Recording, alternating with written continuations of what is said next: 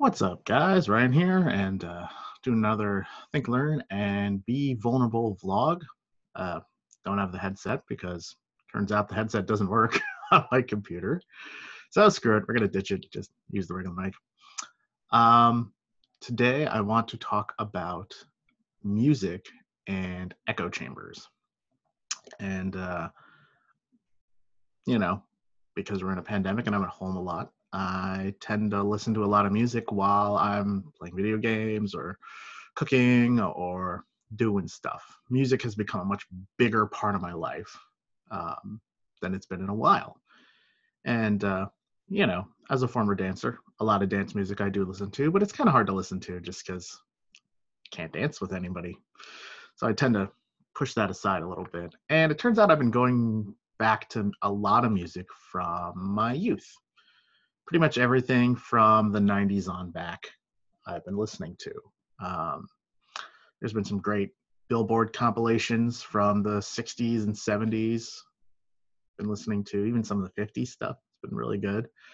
Um, 80s mixes are always prevalent.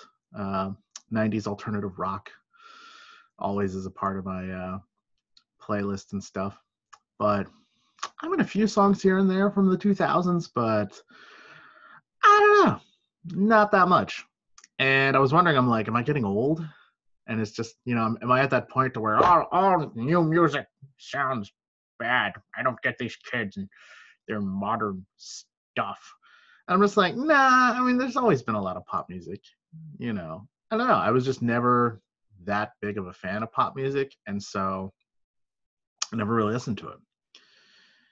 And what has ended up happening is YouTube has their algorithms, right? And if you start clicking on certain things, it starts presenting you with similar stuff. And so then you end up watching a lot of videos that are in a similar vein. And so it's been nice because like sometimes I'll just play one video and then it'll keep picking songs from that era and that style, and I'll be like, oh, I remember this song. I remember this song. This is good. This is cool. And so it creates this really cool, like nostalgic musical feedback loop. And I, for the most part, have been enjoying it. And I don't really see a problem with that. But it got me thinking, what would happen if I clicked on other videos that weren't like that? And I started clicking on flat earth videos just for the hell of it, because I think they're hilarious. The science in there is terrible. Some are scientific, but they're not like applying science properly. And a lot of the experiments that they do are just kind of clearly wrong if you stop and think about it for 5 minutes. But then a weird thing started happening. I was getting top hits from the 70s, 80s, and 90s, 60s, 70s, 80s, and 90s. And then I was getting a bunch of flat earth videos. And I only clicked on like 5 flat earth videos, and mostly it was for a joke. And then after a while, that became my entire feed. It started blocking out all the sports stuff, which I'm happy for because I'm trying to get up sports, and it kind of blew my mind. And I started clicking on it more and more and more. And I realized, I was like, wow, it started off as a joke, but if you watch enough of these videos and you expose yourself to enough of these things, I can see how you might start thinking this way, especially when these videos are presented in such a way to give them that air of authenticity and of credibility. I gotta say, the amount of time and effort that's put into videos about things that are clearly wrong is kind of impressive.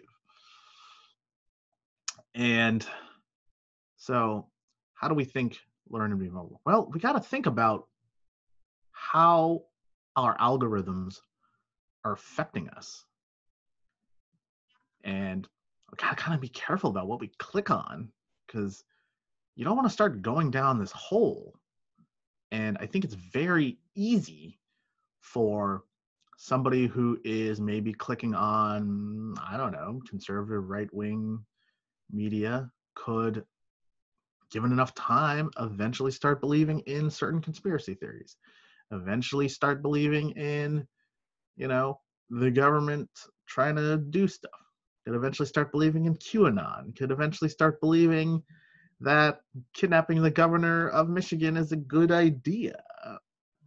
If you just only hear things that are only from a pre-conscribed subscribed notion, like if you have an idea and then the only things that you see are reinforcing that idea, you start to believe that idea is a good idea.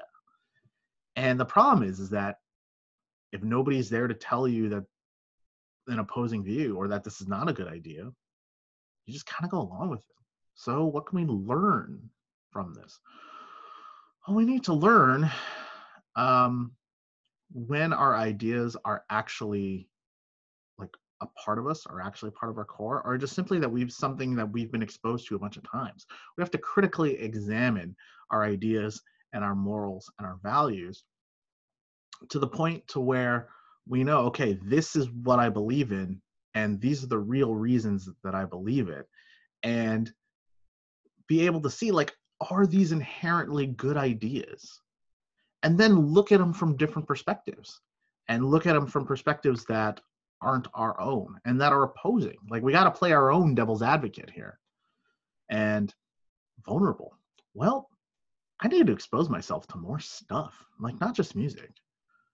You know, I don't like mumble rapping, but there's got to be some good stuff out there. I don't know if I'm going to go through all the time it takes to actually find the stuff that I like, but examine why you like the things that you like, and be willing to say, you know what, I just don't like these things anymore. Or the reasons that I liked something or I did something from before aren't valid. And you have to really sit down and dig in and go, am I believing in this thing? Am I following this thing? Am I pushing this thing because I think it's a good thing, like a deep down good thing? And its goodness is clear. Its goodness is obvious.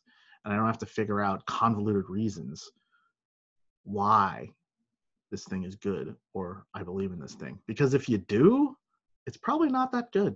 You should have a very simple explanation for why you believe something is good or bad.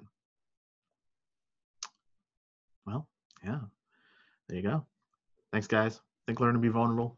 I'll see y'all later.